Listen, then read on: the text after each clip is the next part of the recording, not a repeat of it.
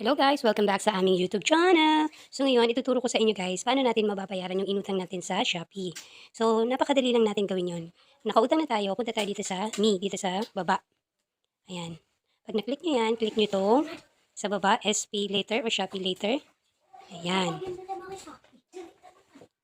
Ayan. So ngayon guys, ang babayaran ko is 1,231.52 peso. So, yun guys, ay tatlong item ata yan. Umorder ako ng Orocan, tapos umorder ako ng Talan, tsaka yung may iba pa. And tapos, nadagdagan yung aking credit na 5,000 lang kasi yun. Tapos ngayon, naging 5,750. Natira na lang is 421. So, click natin itong pay.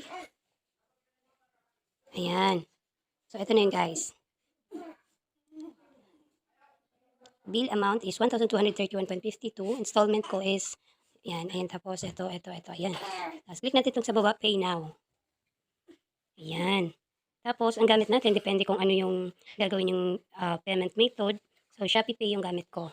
So, tingnan natin. Pwede naman sa payment center, e-wallet. Pwede dito yung GCash guys, ganyan, mga online banking, over the counter, pwede. So, ang akin ay, gagamitin ko is Shopee Pay.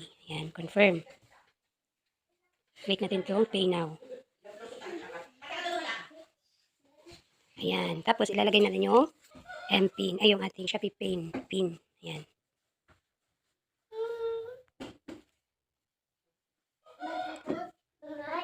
Dapat may laman yung ating Shopee.